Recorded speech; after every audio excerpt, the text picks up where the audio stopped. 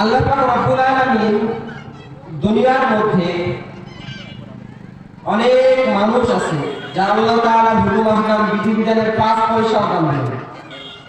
আল্লাহ তাআলা এই সমস্ত মানুষদেরকে ডাক দিয়ে বলতেছেন, ওহে তোমরা যারা ঈমানের দাবি করো, তোমরা যারা নিজেকে মুসলমান মনে করো, তোমরা যারা নিজেকে আল্লাহ তাআলার হুকুম 5 পয়সা পরোয়া দেয় না, দাম দাও না, তোমাদের জন্য আমি আল্লাহ তাআলা কঠিন ভয়াবহ আযাব দান করেছি। যারা দুনিয়ার ভিতরে আসবে, খাবে, চলবে এবং আল্লাহ তাআলার হুকুম আহকামগুলো মেনে চলবে না, আল্লাহ তাআলা এই সমস্ত মানুষদেরকে বলছে উলাইকা কাল আনআম বাল হুম আযাল। এই সমস্ত মানুষদেরকে বলছে এরা হচ্ছে গবাদি পশুর মতো, চতুষ্প জানোয়ারের মতো।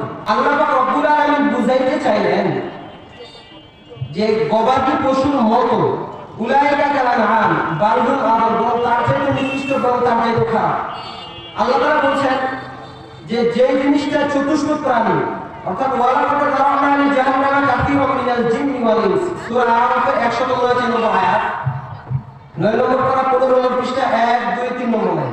আল্লাহ তাআলা বলছে আমি কিছু কিছু মানুষকে, কিছু কিছু জিনকে শুধু জাহান্নামের জন্যই সৃষ্টি করেছি। তাদের তিনটা বৈশিষ্ট্য যাদেরকে আল্লাহ জাহান্নামের জন্য সৃষ্টি করেছে। 1 নম্বর, লাহুম কুলুবুন লা ইয়াফকাহুনা বিহা। আল্লাহ পাক রব্বুল আলামিন বলেন, ও দুনিয়ার মানুষ,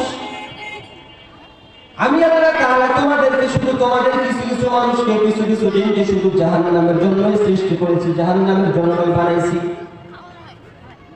আল্লাহ পাক রব্বুল আলামিন এই কথা বলার সাথে সাথে তিনটা হুকুম দান করলেন, তিনটা নিয়ম দান করলেন। এই তিনটা ক্যাটাগরির ভিতরে যদি কোনো মুসলমান, কোনো জিন যদি পড়ে যায়, তাহলে ওই বান্দাকে আল্লাহ জাহান্নামের জন্য বানাইছে। 1 নম্বরে লাহুম কুলুবুন লা ইয়াফকাহুনা বিহা। আল্লাহ পাক রব্বুল আলামিন বলেন, যাদের কলব আছে, মন আছে, মস্তিষ্ক আছে, এই সমস্ত মানুষ যদি চিন্তা করেও না করার ভান করে থাকে, ওয়ালাহুম আ'য়ুনুন লা ইবসিরুনা বিহা ওয়ালাহুম আযানুন লা ইয়াসমাউনা বিহা।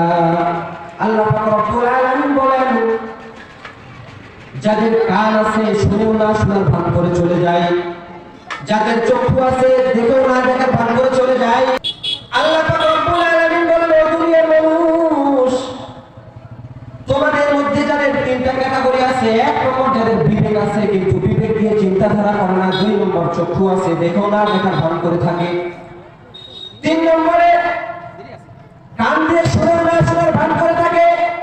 আল্লাহ পাক রব্বুল আলামিন বলেন, উলাইকা কাল আনআমি বাল হুম আযাল ওয়া উলাইকা হুমুল গাফিলুন। আল্লাহু আকবার। আল্লাহ পাক বলেন, এই সমস্ত মানুষদের উলাইকা কাল আনআম, এরা হচ্ছে গবাদি পশুর মতো, চতুষ্প জানোয়ারের মতো। আল্লাহ পাক রব্বুল আলামিন বলেন, যেই জানোয়ার তার 4টা পা আছে, যেমন সেটা কুকুরও হতে পারে, সেটা শিয়ালও হতে পারে, সেটা শুকরও হতে পারে।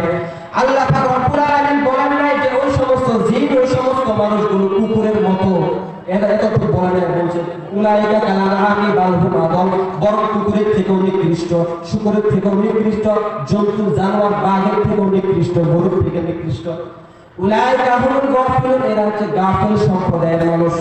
তার মানে বোঝা গেল, কোন বান্দা যদি আল্লাহর কোরআন থেকে, আল্লাহ রাসূল সাল্লাল্লাহু আলাইহি ওয়াসাল্লামের হাদিস থেকে যতগুলো কথা শুনে, এই কথাগুলো যদি না মানে, ওই বান্দা ওই কাতারে পড়ে যাবে। ওই কাতারে পড়ে যাওয়ার পর গরমের পরে তার ঠিকানা